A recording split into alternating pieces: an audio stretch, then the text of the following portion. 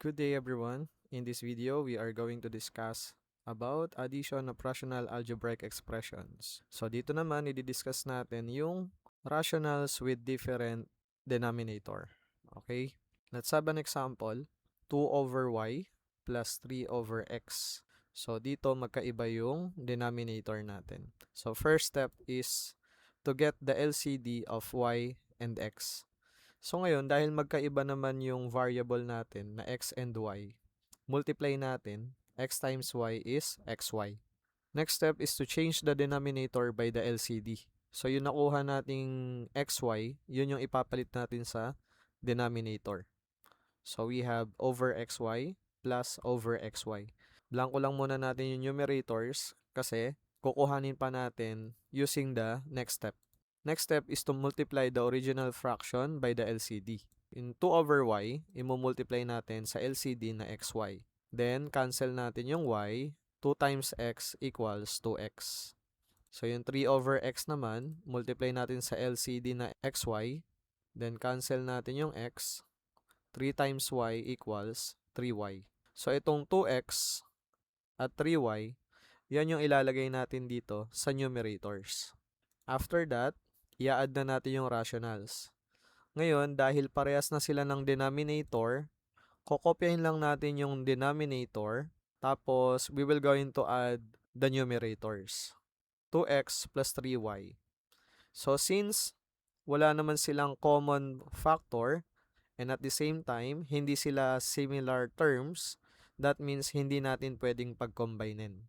So, that will be the final answer. 2x plus 3y over xy. Number 2, we have 3 over x squared plus 4 over x cubed. So first step again is to get the LCD. So we have x squared and x cubed. Kung i-expand natin yung x squared, that is x times x. Then yung x cubed, we have x times x times x. So dito, mapapansin natin, yung parehas na x, isusulat natin as 1. Another, itong x and x, isulat natin as 1 lang din na x. Finally, itong walang kaparehas, isusulat din natin. So, we have x cubed.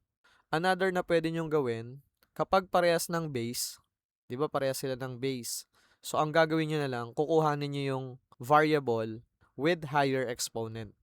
So, in this case, mas mataas yung x cubed. So, yun yung kukuhanin natin, x cubed. Then, change the denominator by the LCD. So, we have over x cubed plus over x cubed. Blanco natin ulit yung dalawang numerators. And for the next step, multiply natin yung original fractions sa LCD. So, yung una, 3 over x squared, i-multiply natin sa x cubed. So, we can cancel this. So, dito wala nang matitira. So, we have 3 minus 2. Meron pa tayong isang x or x raised to 1. So, 3 times x, that is 3x. Next, we have 4 over x cubed. Multiply natin sa x cubed. So, cancel this. So, equals 4 na lang. Then, itong 3x at 4, isusulat na natin dito sa numerators. Then, next, add the rationals. So, dahil parehas na sila ng denominators, copy na lang yung denominator na x cubed. Then, sa numerators, we have 3x plus 4. So, wala naman tayong common factor ng 3x at 4. Another, hindi naman sila similar terms, kaya hindi natin sila pwedeng i-combine. So therefore, final answer is 3x plus 4 over x cubed. Number 3 example, 5a over m square n plus 2b over n cubed. First step again is to find the LCD.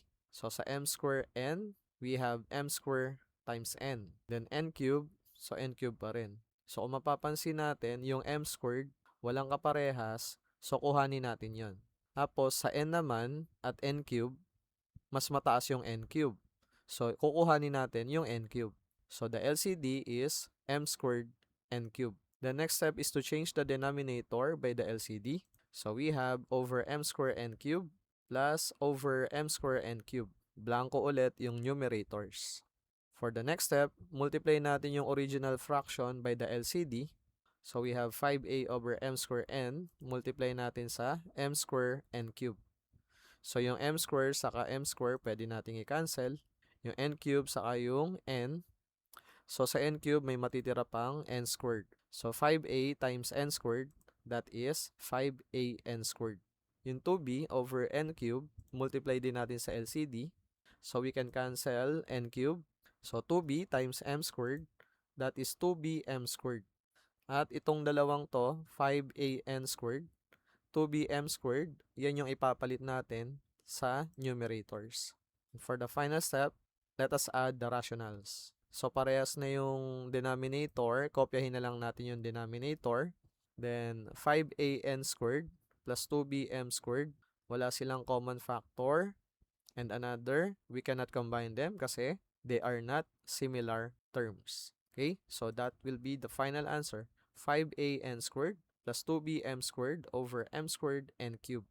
So, kung meron kayong mga questions or clarifications, pwede nyo ilagay dyan sa comment section. Another, kung gusto nyo makapanood ng mga ganito pang videos, tutorials, huwag kalimutan i-click ang follow. Okay? Thank you so much and see you on the next video.